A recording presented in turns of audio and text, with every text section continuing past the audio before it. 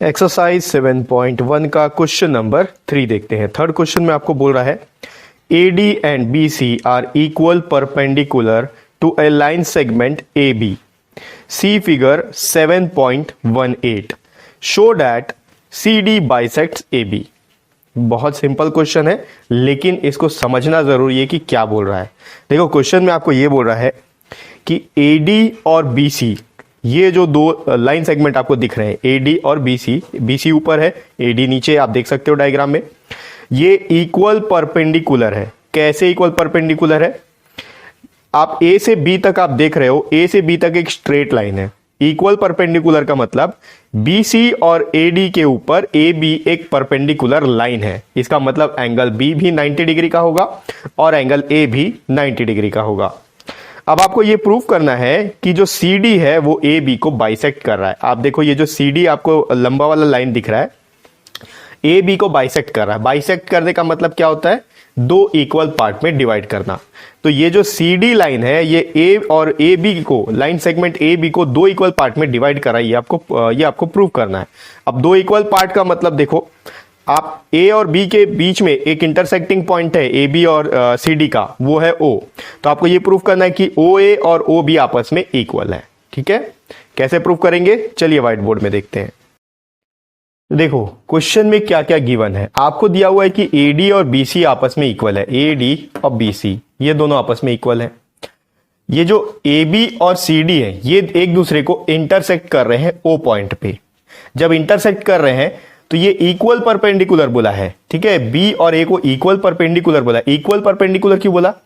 कि देखो, ये परपेंडिकुलर तो है, साथ में ये जो AD और BC है, ये दोनों लाइन सेगमेंट आपस में इक्वल है, इसलिए उसको इक्वल परपेंडिकुलर बोला है। तो ये एंगल 90 डिग्री और ये एंगल भी 90 डिग्री। अब आपको क्वेश्चन में बोला है कि आप ये प्रूफ करो कि ये जो CD है वो AB को बाइसेक्ट कर रहा है। बाइसेक्ट करने का मतलब क्या हुआ? ये जो CD है AB को दो इक्वल पार्ट में डिवाइड कर रहा है। दो इक्वल पार्ट कैसे? इंटरसेक्टिंग पॉइंट O है दोनों का, AB और CD का। ठीक है, तो OA और OB आपस में इक्वल है, ये आपको प्रूफ करना है। तो मैं गिवन चीज लिख लिया हूं, साथ में ये भी लिख लेते हैं कि OA is equals to OB। ये आपको प्रूफ करना है। CD जो है AB को बाइसेक्ट कर रहा है, इसका मतलब ये कि OA OB के इक्वल आना चाहिए। ठीक है, तो अब यहां पर देखो, किसी भी ट्राइंगल को अगर हम लोग को कॉन्करेंट प्रूफ करना है तो कम से कम तीन चीज चाहिए होता है। या तो तीनों साइड आपस में इक्वल हो जाए, या फिर दो साइड और उनके बीच का एक एंगल इक्वल हो जाए, या फिर दो एंगल और एक साइड इक्वल हो जाए, या फिर अगर राइट एंगल ट्राइंगल है तो RHS इक्वल हो जाए। ठीक है, RHS क्या होता है ये चीज हमने इंट्रोडक्शन पार्ट में देखा था, अभी हम ज्यादा डिस्कस नहीं करेंगे। तो देखो यहां पर क्या है, सबसे पहले तो ये एक 90 डिग्री का एंगल है, ये भी 90 डिग्री का एंगल है। एक एंगल आपस में इक्वल हो गया। तो यहां पर दिया हुआ है, यहां पर मैं लिख लेता हूं, ये चीज गिवन है। ठीक है, एंगल, ये एंगल दोनों ट्राइंगल है। यहां पर पहले अपन स्टार्ट यहां से करते हैं। In triangle BOC and triangle AOD। ठीक है, यहां से फिर से मैं लिख लेता हूं, इन दोनों ट्राइंगल में angle A is equals to angle B is equals to 90 degree. दोनों का मेजरमेंट 90 डिग्री है। ये 90 डिग्री लिखने की जरूरत नहीं है, क्योंकि क्वेश्चन में आपको बता दिया कि परपेंडिकुलर है। ठीक है, तो ये एंगल इक्वल हो गया। इसके बाद आप देखो DA और BC ये दोनों इक्वल है, क्वेश्चन में आपको गिवन है। या फिर AD BC बोल लो, AD is equals to BC, ये दोनों आपस में इक्वल है, क्वेश्चन में आपको गिवन है। ठीक है, यहां पर आप चाहो तो परपेंडिकुलर लिख सकते हो।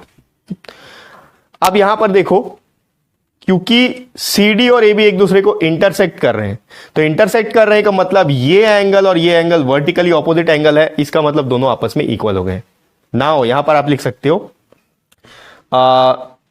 Angle AOD is equals to angle BOC। ठीक है, क्यों हो रहा है? यहां पर वर्टिकली ऑपोजिट एंगल लिखोगे। ठीक है, वर्टिकली ऑपोजिट एंगल्स। तो यहां पर अब देखो, ये वाला एंगल इक्वल हो गया, ये भी, ये साइड है और ये एंगल है। ठीक है, और ये साइड है। तो हम लोग के पास जो कॉन्करेंसी रूल है, जो क्राइटेरिया है, उसमें ASA ये चीज भी है और AAS ये चीज भी है।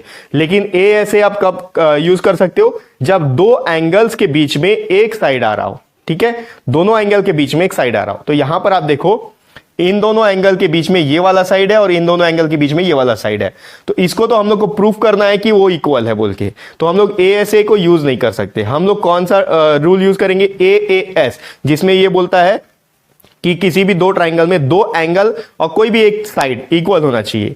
तो यहां पर ये दो एंगल इक्वल है, ये दो एंगल इक्वल है, और साइड जो है ये वाला साइड और ये वाला साइड इक्वल है।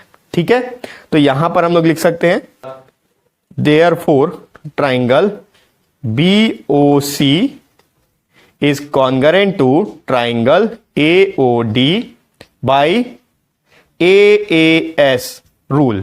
ठीक है, AAS लगाना है, आपको याद रखना है, ASA नहीं लिखना है, ASA लिखोगे तो गलत हो जाएगा।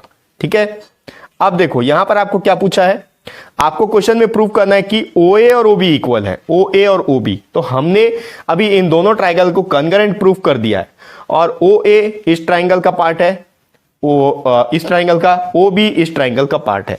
तो जब दो ट्राइंगल आपस में इक्वल हो जाए, कॉन्करेंट हो जाते हैं, तो उनके जो करस्पॉन्डिंग पार्ट है वो आपस में इक्वल होते हैं। तो यहां पर लिख सकते हो since triangle BOC is congruent to triangle AOD, therefore OA is equals to OB by CPCT, congruent part, corresponding parts of congruent triangle।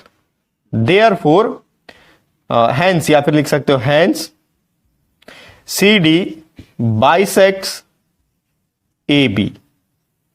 ठीक है, क्योंकि OA और OB इक्वल है, इसलिए हम ये बोल सकते हैं कि जो CD है ये AB को दो इक्वल पार्ट में डिवाइड कर रहा है या फिर उसको बाइसेक्ट कर रहा है।